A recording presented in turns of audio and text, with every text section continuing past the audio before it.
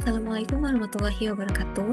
Perkenalkan, saya Triani Rahmadani dari kelas MC 306, mata kuliah Digital Marketing. Baik, di sini saya akan menjelaskan mengenai peran sosial media dalam strategi digital marketing. Baik, selanjutnya yaitu latar belakang perkembangan teknologi. Latar belakang teknologi ini mencakup rentang waktu yang sangat panjang, dimulai dari penemuan alat-alat batu pertama oleh manusia purba. Setiap era ditandai oleh inovasi kunci yang secara fundamental membuat cara manusia hidup, bekerja, dan berinteraksi. Dari roda hingga mesin cetak, setiap penemuan baru membangun fondasi bagi kemajuan berikutnya. Jadi, latar belakang perkembangan teknologi ini ditandai dengan awal mulanya penemuan alat-alat batu oleh manusia purba, hingga di zaman sekarang ini semuanya serba digital. Selanjutnya ada pengertian sosial media. Sosial media atau media sosial adalah sebuah platform digital yang memungkinkan penggunanya untuk berinteraksi, berbagi konten, dan membangun jaringan dengan orang lain di seluruh dunia. Sementara itu, Dave Kerpen dalam buku yang berjudul Likeable Social Media yang terbit pada tahun 2011 mengemukakan bahwa media sosial memiliki definisi sebagai suatu tempat kumpulan gambar, video, tulisan, hingga hubungan interaksi dalam jaringan, baik itu antar individu maupun antar kelompok seperti organisasi. Media sosial ini dapat juga berupa seperti aplikasi WhatsApp. WhatsApp ini dapat digunakan oleh penggunanya untuk mengirim pesan teks, pesan suara, dan untuk mengobrol via telepon, bahkan bisa menggunakan video call atau telepon dengan menggunakan gambar dari jarak jauh. Selanjutnya yaitu pengertian digital marketing. Digital marketing adalah strategi atau upaya untuk memastikan atau mempromosikan produk melalui segala jenis media digital, baik melalui internet atau jaringan lainnya yang saling terhubung. Selain itu, digital marketing menurut para ahli adalah penggunaan teknologi digital dan perangkat yang didukung koneksi internet untuk mencapai target pemasaran. Pendapat ini dikemukakan oleh Rob Thompson dari Trendcheckers. Jadi, digital marketing ini dapat digunakan sebagai media untuk mempromosikan suatu produk yang dijalankan oleh suatu bisnis. Produk tersebut dapat dipromosikan melalui media sosial sehingga dapat menemukan target marketnya dengan lebih mudah. Selanjutnya yaitu peran sosial media. Yang pertama yaitu untuk komunikasi dan interaksi sosial. Seperti yang sudah dijelaskan sebelumnya, sosial media ini dapat digunakan untuk komunikasi dan interaksi sosial, seperti tadi WhatsApp, dan ada juga misalnya Facebook atau Instagram. Di sana kita dapat bertukar pesan dan juga bisa saling berkomunikasi dan interaksi secara sosial. Yang kedua yaitu penyebaran informasi dan berita. Selain media sosial dapat digunakan untuk komunikasi dan interaksi sosial, media sosial juga digunakan untuk penyebaran informasi dan berita. Yang ketiga yaitu branding dan pemasaran. Jika kita mempunyai suatu bisnis dan memproduksi suatu produk, kita dapat memasarkannya di media sosial ini dan jadi branding untuk produk tersebut. Yang selanjutnya yaitu ada edukasi dan pembelajaran. Media sosial ini dapat juga digunakan untuk bidang pendidikan. Misalnya di Google itu terdapat berbagai macam informasi mengenai pendidikan. Apapun yang kita butuhkan, di sana akan tersedia dan kita dapat memilah informasi mana dan pembelajaran mana yang sedang kita butuhkan, dan sehingga memudahkan kita untuk proses pembelajaran secara mandiri. Selanjutnya yaitu ada strategi penggunaan sosial media. Yang pertama yaitu kita tentukan target market dan buyer persona. Nah, sebelum kita memasarkan produk di sosial media, kita harus dapat menentukan target market kita itu siapa. Misalnya, kita mempunyai produk skincare. Skincare ini misalkan dapat digunakan dari mulai usia 18 tahun hingga 30 tahun.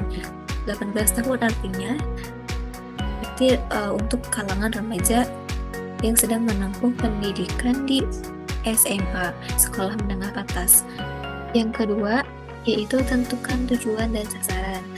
Nah, ini juga kita harus dapat menentukan tujuan kita untuk mempromosikan di media sosial ini apa, dan tentukan juga sasarannya kepada siapa.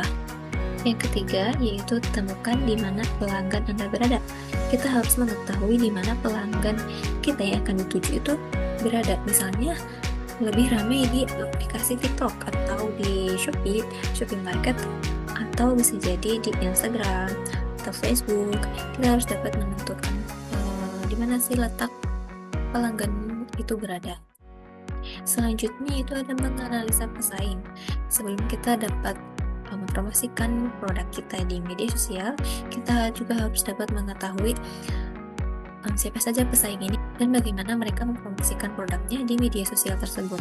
Selanjutnya itu bedakan brand Anda. Kita harus membedakan brand kita sendiri untuk dipromosikan di media sosial, sehingga customer yang akan mencari produk kita dapat lebih memudahkan mereka untuk menemukan kita.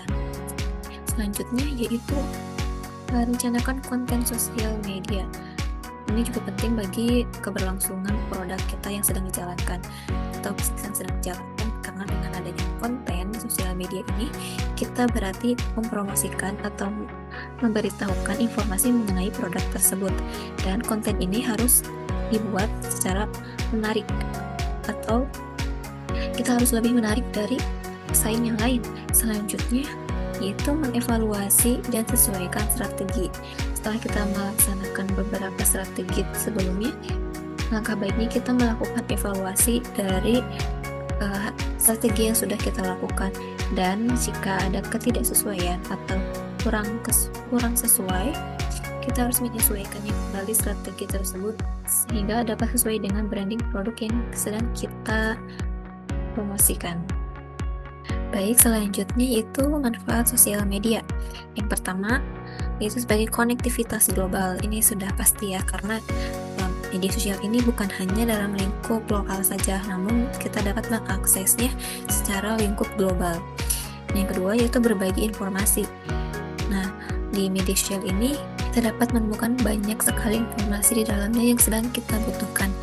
Ketiga itu pemasaran bisnis. Seperti yang sudah dijelaskan sebelumnya, media sosial ini dapat menjadi wadah untuk mempromosikan atau memasarkan bisnis yang sedang kita jalankan. Selanjutnya itu ada layanan pelanggan. Nah, selain untuk memasarkan bisnis, media sosial ini juga dapat sebagai wadah untuk layanan pelanggan dan juga sebagai umpan balik pelanggan. Selanjutnya yaitu sebagai pembangunan komunitas, dan juga ada sebagai pendidikan dan pembelajaran. Jadi media sosial ini banyak sekali konten-konten yang bertemakan untuk pembelajaran, dan sehingga ini dapat memudahkan para siswa atau mahasiswa yang sedang membutuhkan untuk mengerjakan tugas atau sedang mengerjakan skripsi. Ini dapat kita akses secara online dan secara mudah ya di sosial media ini. Selanjutnya yaitu sebagai aktivisme sosial dan juga sebagai hiburan dan relaksasi. Selanjutnya ada tantangan sosial media. Yang pertama yaitu ketergantungan dan isolasi sosial. Nah, dengan adanya sosial media ini, karena sekarang semakin maraknya penggunaan media sosial ini dan semakin bergantung pada hal digital. Selanjutnya yaitu ada cyberbullying dan tekanan sosial. Nah, dengan adanya konten-konten di media sosial tersebut, tidak luput kita dapat menemukan case cyberbullying dan tekanan sosial, karena tidak jarang juga individu-individu tersebut bergantung terhadap konten-konten di media sosial tersebut dan menjadikan itu sebagai standar kehidupannya. Selanjutnya itu distorsi nilai dan perubahan perilaku.